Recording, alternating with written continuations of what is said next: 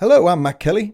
And I'm Matt Dancona. And this is the two Matts for the week ending Friday, June the 30th. It is indeed. A place, it says here, to make sense of the past week in politics in the company of two hacks that have seen it all. They'll be along in a minute. No, yeah. Anyway. Meanwhile, what you'll have to do with us. We'll need a title for this episode. What should we call it? I think it should be A Tale of Two Cities. Do you know why you think that? Because I suggested it earlier and you went, yeah, that's a good idea. Yeah, that's you steal my idea. Exactly what happens. So anyway, this is the two Matts, episode 2, A Tale of Two Cities. Tale of Two Cities.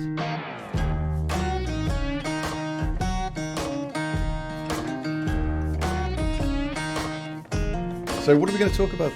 We should talk a bit about London. Yes. It's very interesting what's happening in the London mayoral contest. The Conservative side against Sadiq Khan, who's going for a third term, eminently defeatable on a variety of issues. I mean, he's not been a disaster at all, but third term is hard to get. Yeah. But what's really interesting is that the Conservative slate has been so minimal.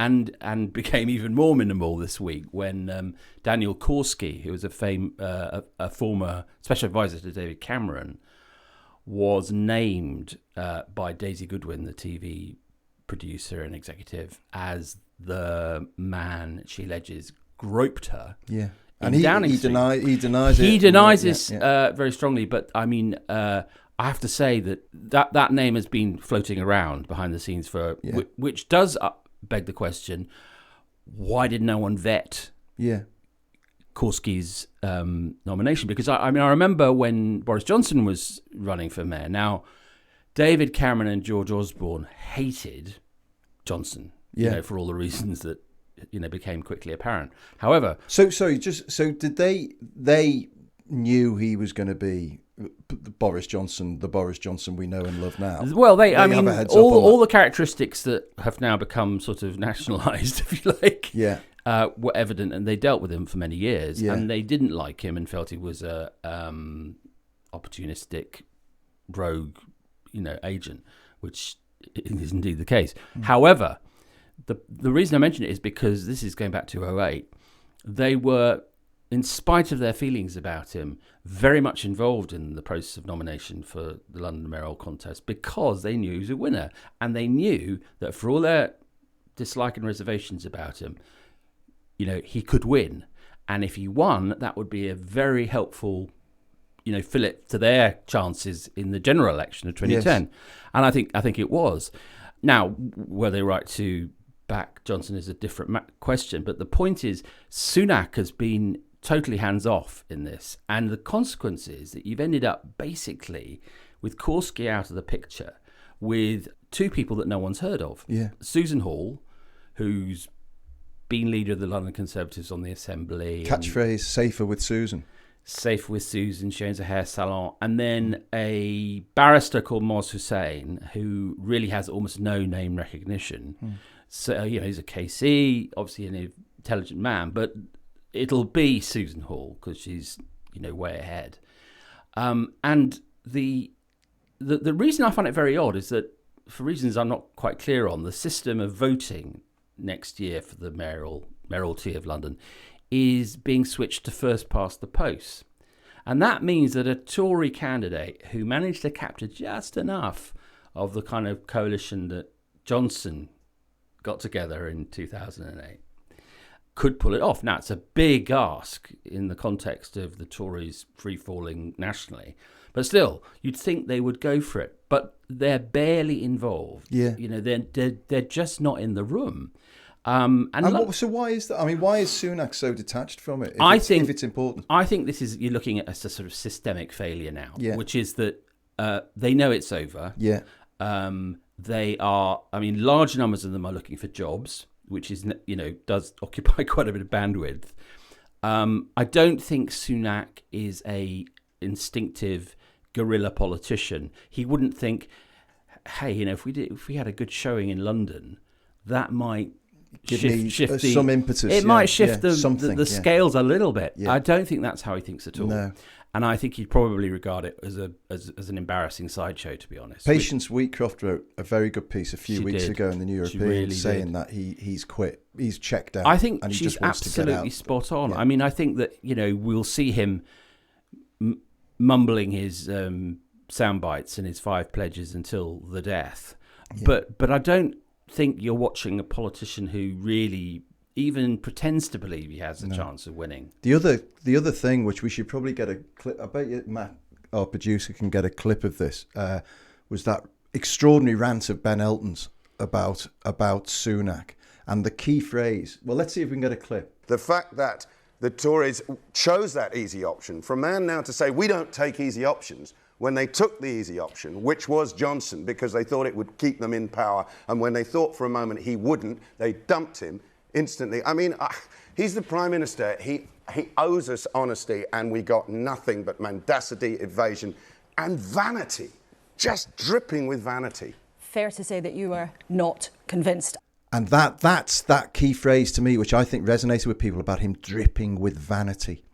And there is something about him that is inordinately vain. Yeah. Preening, self-adoring. He's been winning since he was in his teens. Yeah. I mean, he never loses an opportunity to remind us that he worked in a pharmacy, often posing in front of a pharmacy to make the point. Yeah. But the truth is, he was head of school at Winchester, then he went to Oxford, got a first, worked for a hedge fund, went to Stanford Business School, Goldman Sachs. I mean, the career has just been glittering. Married a billionaire. Yeah. I mean, he had a brief sort of hiccup over the family's personal finances in the spring statement.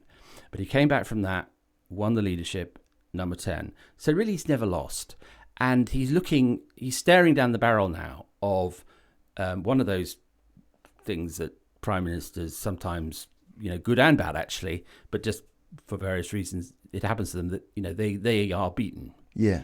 And it's a very, very unpleasant thing. And it's a humiliation on a national and global scale.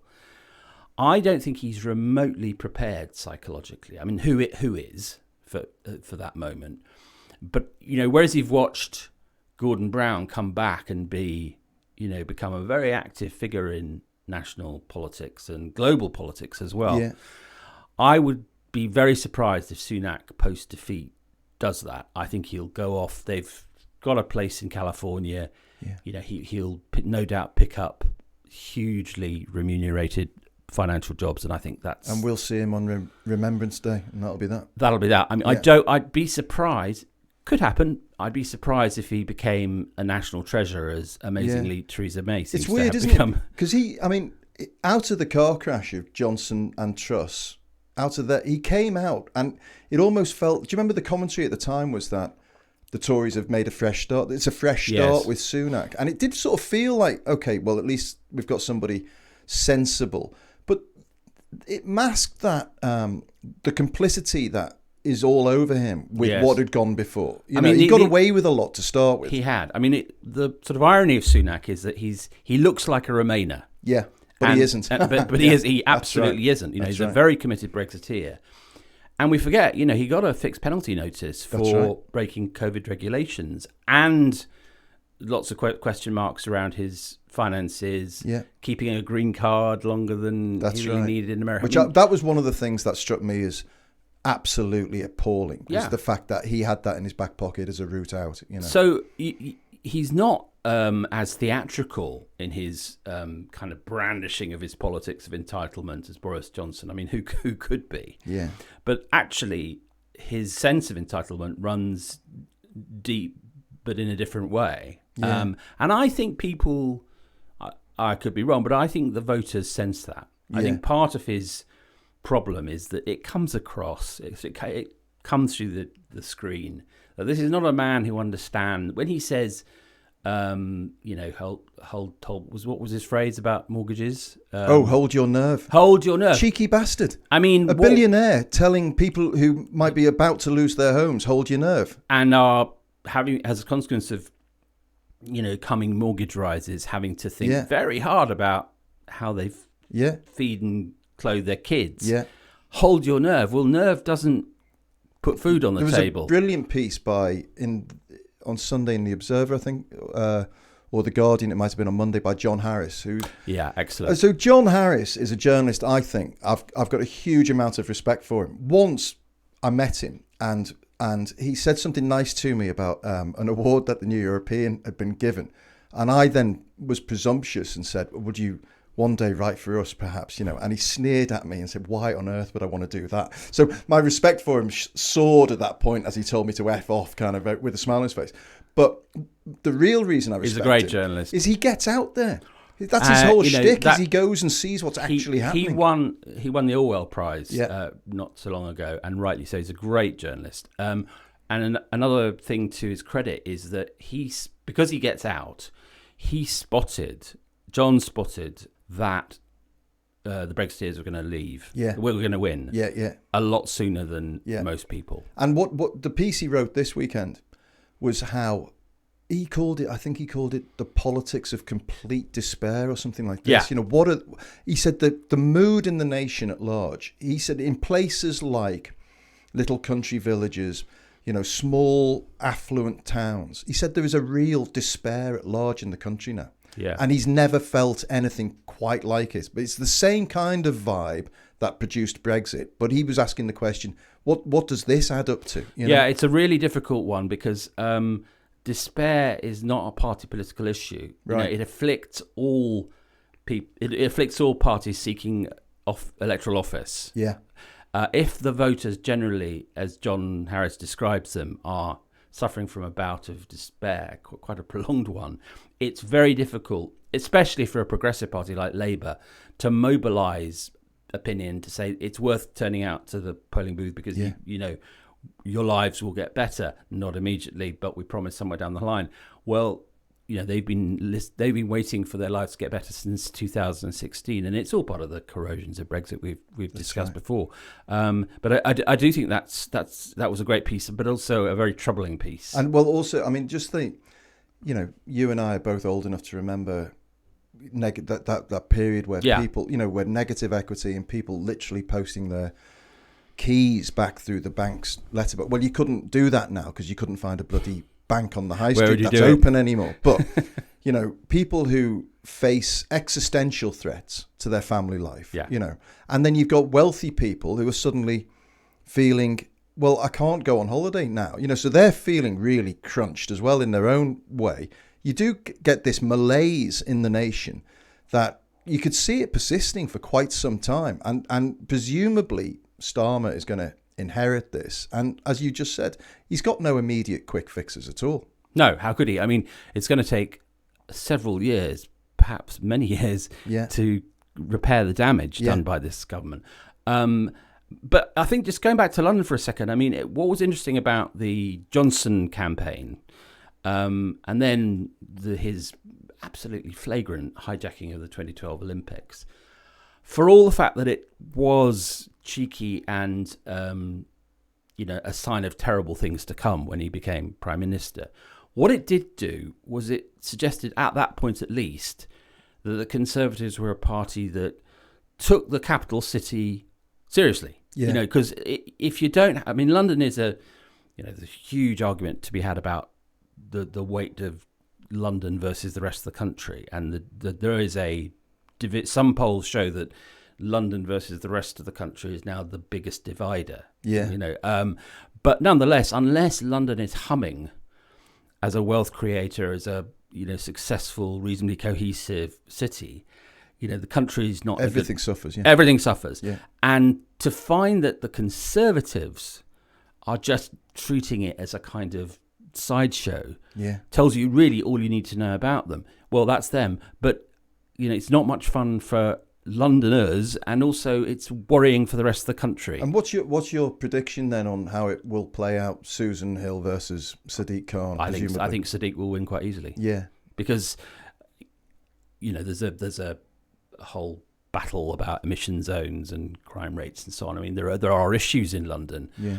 But Sadiq is a very seasoned campaigner. He's an adult, He's a grown up, and he knows the answers to the questions that will be posed, and she will She's a big Trump supporter, by the way. Yeah. Enough said. Well, you're wearing, the listeners don't know this unless you're watching on YouTube, but you've got a fantastic T-shirt with a great quote from Succession on it. What's the quote? I love you, but you're not serious people. You're not serious people. And these guys that the Tories are putting up they're not No, serious I mean, people. we both believe in the role of mischief and wit and so on, and irony in journalism, and I think oddly enough, it's a sign of seriousness that you do assign a role to humour. But I do not think that these politicians we have at the moment on the Tory side are serious. Yeah. And the longer they hang on, which is what they're doing. Yeah. In some cases, even longer than they promised to. I mean, yeah. Today we've got the report where Rees-Mogg, Nadine Dorries are castigated for contempt of Parliament. Yes. For calling this a kangaroo court that has damned Boris Johnson.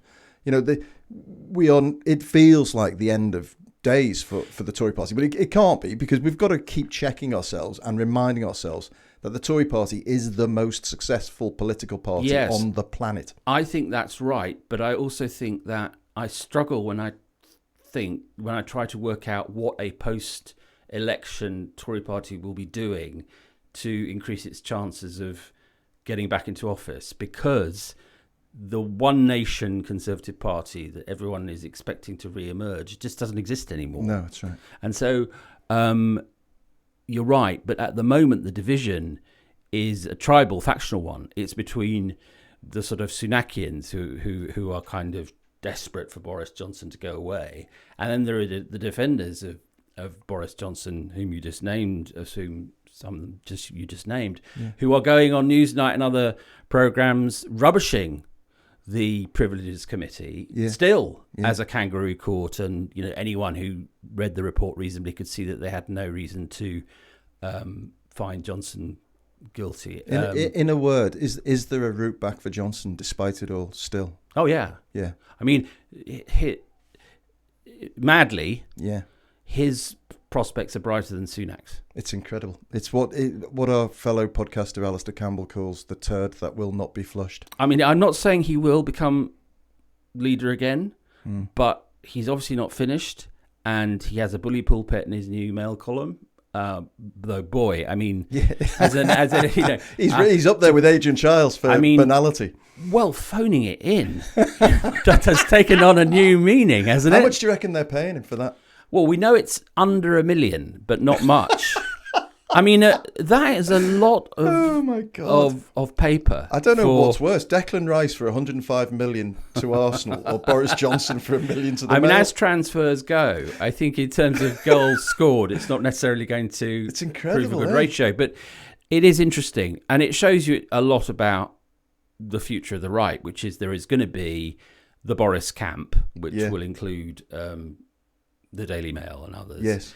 And then there will be others who are still pro-Brexit, but try and dial back slightly. Maybe the Telegraph in there. Maybe, it depends who their new owner is. It depends entirely on who the new owners are. That's why that's important. But, it will be varieties. It'll be like COVID. We're talking variants of the Brexit disease here. And it won't be. There isn't a one nation candidate waiting in the wings. The One Nation movement, if it is to become a force again in the Tory party, has to start rebuilding from scratch, because it doesn't have people. No. He got rid of them all in 2019. They're gone. Fascinating. Anyway, well, let's leave it there for the time being, because that's going to rumble on and on. Let's take a quick break, but when we come back, what do you fancy talking about? Well, I think should we talk about Paris? I definitely would like to talk about the events in Paris. A Tale of Two Cities. Possible title contender. Possible title. Okay, see you in a minute, folks. So, Paris, ugly scenes. Horrible. This week. I made the mistake of watching the video on Twitter, and it's pretty vile. To describe the scene, a traffic cop armed with a submachine gun pointed at a windscreen at a young man, a 17-year-old, it turns out, of Algerian descent, in a suburb of Paris. Only identified as Nahel. So Nahel M, yeah. And in a routine traffic stop, the cop is heard to say, "I'm going to stick a bullet in your head." The guy incredible. drives off. I'd have bloody driven off in those circumstances. Well, if I'd have been able to summon the energy to move, I'd have been in such. I mean, rational catatonic fear. in a situation of rational behaviour in a situation of utter terror. And as he moves off, boom, the bullet goes through the windscreen, and kills him. and the car goes off. It's just he was a baby. 17 he was 17 years years old. I mean, that's the bit that really kind of makes me well, it's sickening, rigid with fury, Yeah, because yeah. he was a baby. No, I'm not saying Yeah. it would be fine if he was 27. No. Of course it wouldn't. Yeah.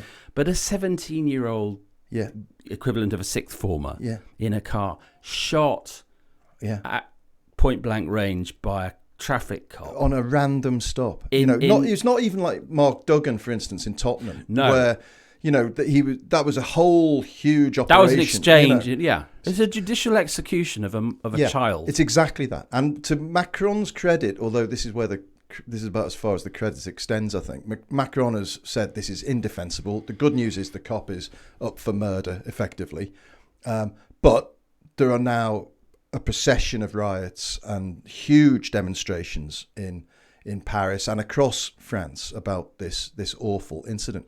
And one thing that absolutely stopped me in my tracks when I was reading the first news reports on it was the statistics of how many people the French police kill each year. Go on. So last year, I think it was 37 people. So that's basically one person every 10 days the French police kill. This is compared to the UK, where it's regularly 2 or 3 or 4 or 2 or 3 or 4 as you go through the years. The French death toll is regularly late 20s, early 30s, sometimes 40 people a year. And the majority of those people are people of immigrant descent. So, and the vast majority of people killed in traffic stops, which it's absolutely unbelievable. But there are every year at random traffic stops, a number of people are killed, and the majority of those are of Algerian immigrant descent.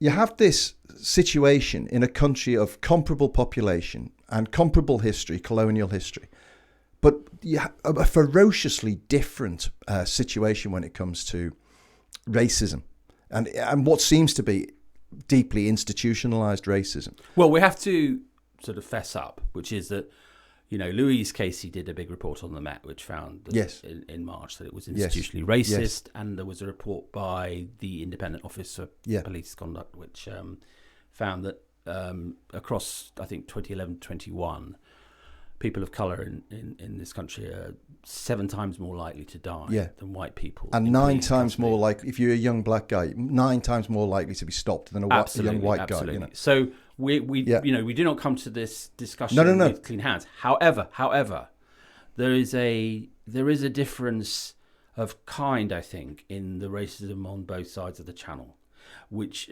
is evidenced by the kind of brazenness, if you like, of what happened this week. And it says a lot about the incredibly troubled history of the French approach to Algeria, to the Maghreb, to North Africa. I mean, this goes back a long way. Well, that's what I thought was interesting to talk about, just how far it goes back. And I know you have seen. It's one of my favourite films. I mean, it's one of the darkest films I've ever seen. La Haine. It's a great classic movie. Hate. It's hard to watch, but it's brilliant. It starts with that fantastic opening line. I think it's Saeed, who is the Algerian immigrant, who is narrating the first opening scenes. And he talks about the tensions in France, and he says something like France is like a man falling from the top of a skyscraper. And every floor he passes, he says to himself, so far, so good. So far, so good. And it felt like, you were hurtling towards catastrophe. But at the same time being in this state of denial. And it does happen in France. Every 10 years it seems to happen. 95, there were huge riots. 2005, the cops, there were 2 Algerian descent kids electrocuted, running away from police. And this is what I thought was the interesting point about this stop. And, we should say we don't know the circumstances. No. But it would seem clear that this kid just didn't want to get involved with these police. And this was very similar to that case in 2005, where the kids were running away, not because they'd done anything wrong, but because they just didn't want to get arrested, taken to a police station, in mortal terror, interrogated for 4 or 5 hours, have their parents called out to get them released from jail, because that is the lived experience of people in the banlieue. Yeah. And people always say les banlieues, and categorize them as, poverty-stricken projects. And I mean, there's some very nice banlieue. It just means suburbs, and some of them are very nice, but some of them are hellholes of, where unemployment rages. There's lots of youth crime and boredom, and there is lots of bad behaviour by people who've got nothing better to do and are in a state of despair. But what I think struck me as one of the key differences, like we said earlier, there's a lot of similarities with London, but also at the same time it couldn't be more different.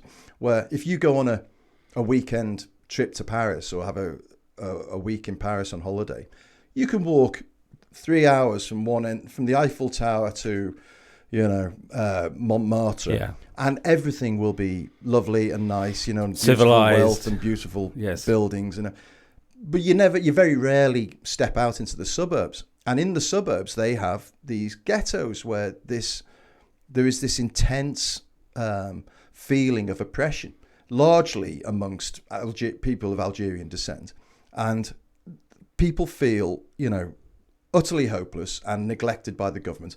In London, people who are less advantaged, they're in the mix. I think, geographically, we live cheek by jowl. It's a distinction. There's a fantastic book by a wonderful African-American scholar called Isabel Wilkerson, called Caste, in which she draws a very subtle but important distinction between racism and caste. So her point is, the Deep South of the United States was a caste system. It wasn't just racist, it was a caste system, which is why, by the way, the Nazis went to the Deep South of America to learn how to do segregation when they were planning the Nuremberg laws. Is that right? It is, yeah. No, I mean, she writes about it in the book. Wow. And I think that the French have something which edges closer to a caste system. I mean, their approach to North African migrants and their descendants is... again, one doesn't want to be smug because there are huge problems in this country. Well, the Windrush generation. But this is different, isn't it? But this is different. And I think it's interesting that when there's an incident like this in the UK, it takes a while for the yes but brigade to come out and say, yeah, but, he had a gun, or what was he really doing? Marine Le Pen has already been all over this like a cheap suit. Has she? Saying Macron's sort of olive branch words, pacifying words, urged for peace, calm and order, were a massive betrayal, and law and order must be restored. This is, and I'm afraid to say that there will be a big audience, especially in the South, for that kind of rhetoric. Well, there were polls in Le Monde, in the Times of France, newspaper, in 1990, so still 30 years ago, but a generation, and it was something like 76% of people said that they were disposed against Algerian descent, and didn't trust them, basically this othering of this group of people.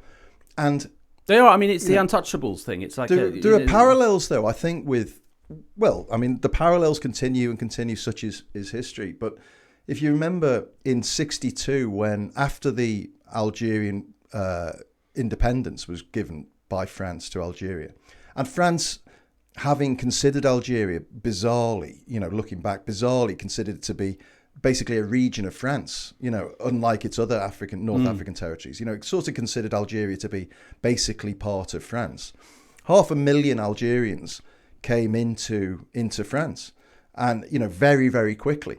They were basically segregated. They were dumped in parts of town where no one else wanted to live, and they were deprioritized when it came to national housing. And this is only 2 generations ago. And so it's really on a much larger scale, that kind of sense of invasion.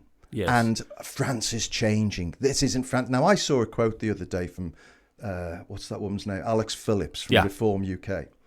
And she said something like, fed up of living in London, it doesn't feel like Britain anymore.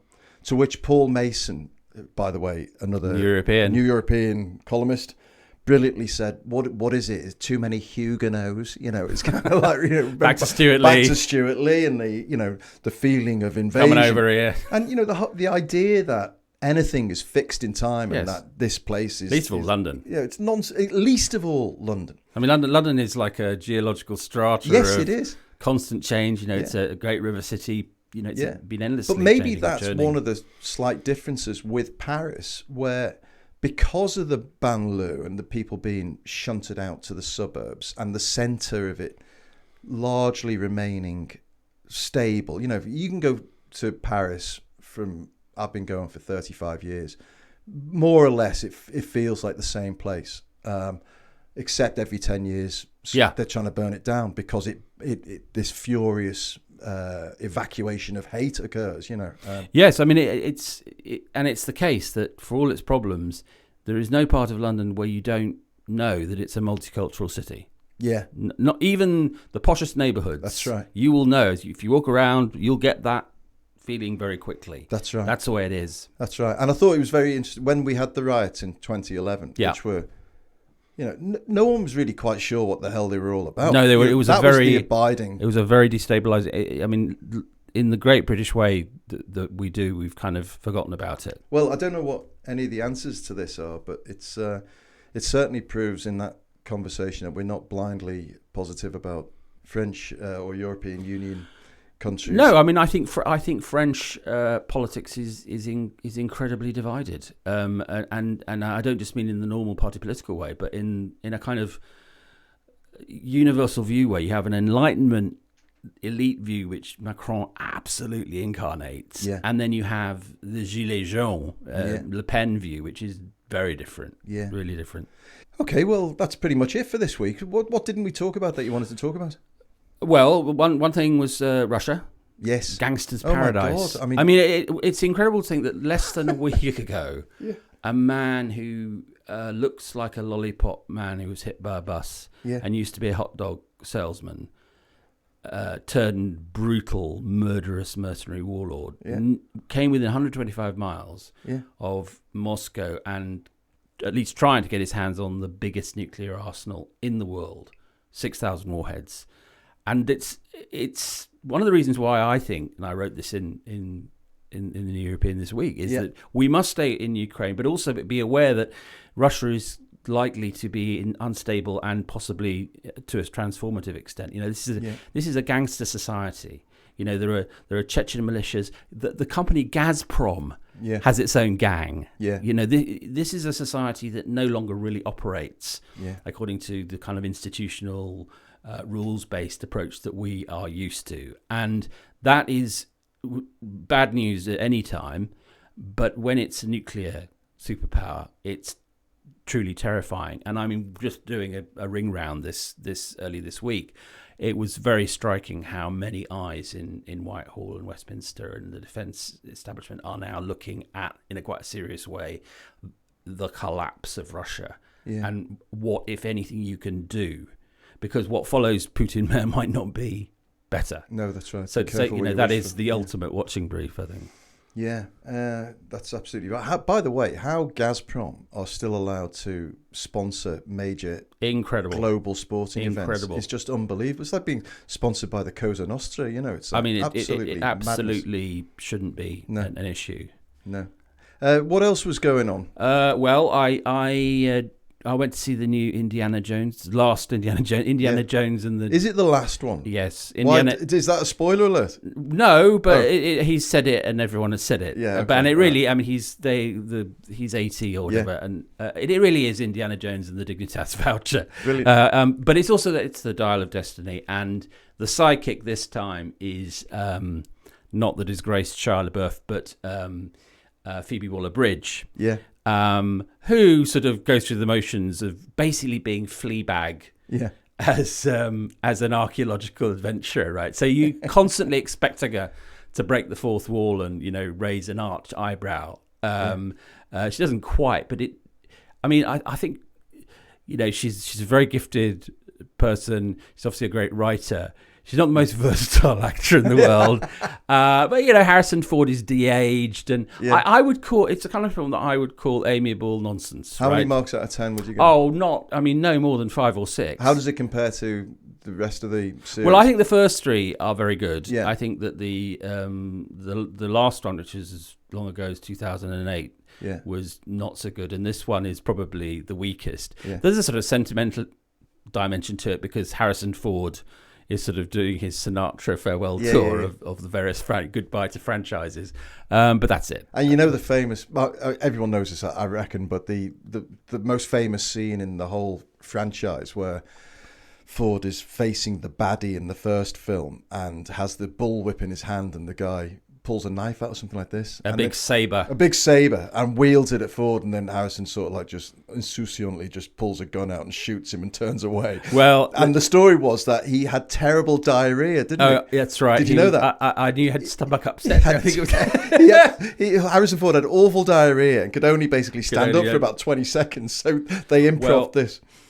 This film, like all such films, is full of what South Park calls member berries. Right. So there's that scene is, archly referenced. Is it? Great stuff. No, absolutely. Brilliant. Well, we didn't have time to talk about any of that, but maybe we'll come back to it at some point in the future. Get well soon, Madonna, the microbial girl. Poor Madonna. There's no new issue of the New European this week because we did our fantastic referendum Super Sore Away double issue. Yes, still at the newsstands. Still at the newsstands, and you should subscribe if you don't pick one up at the newsstands. But there's some fantastic stuff in there, including the 10 lies of Brexit, which I did remark. Yes, we had to stop somewhere. But anyway, these are the 10 biggest lies of Brexit. So that's there. Don't forget the great subscription offer. That's theneweuropean.co.uk/2mats, MATTS, the number 2 mats.